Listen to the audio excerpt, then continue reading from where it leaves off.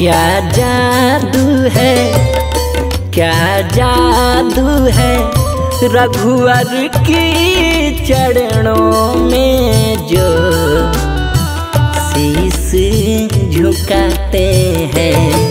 क्या जादू है रघुवर की चरणों में जो शीश झुकाते हैं।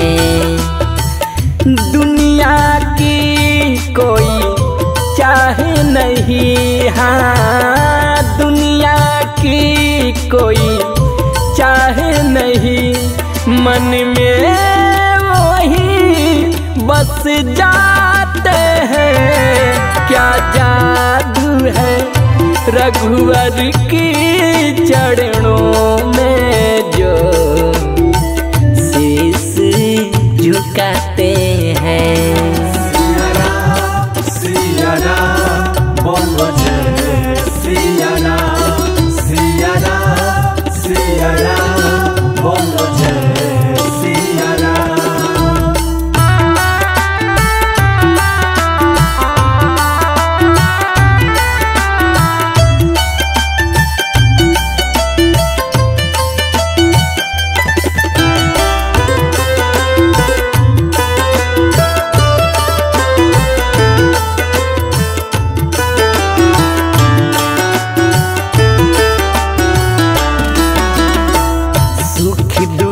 क्या है अपना पराया, कुछ भी नजर नहीं आती है।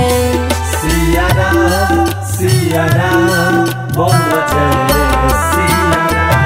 हाँ हाँ सारी जरूरत तुझ लगती है, ऐसी लगन लग जाती है। हम तुम हैं भिखारी है बंदे, हम तुम हैं भिखारी है बंदे। राजा वही कहलाते हैं। दुनिया की कोई चाह नहीं, हाँ दुनिया की कोई चाह नहीं, मन में वही बस जाते हैं। क्या जादू है रघुवर की चरणों में जो शीश झुकाते हैं।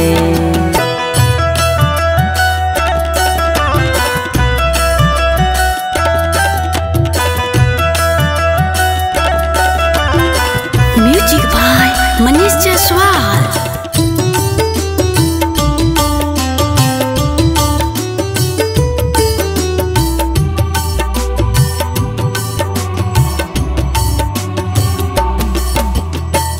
स्वर्ग सी बन जाती है धरती, भक्ति रस जब मिलती है।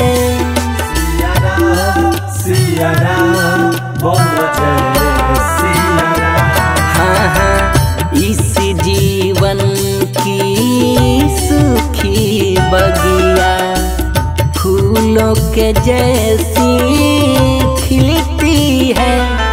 मैं करने जो भी काम जाता, मैं करने जो भी काम जाता, मेरे राम नजर ही आते हैं।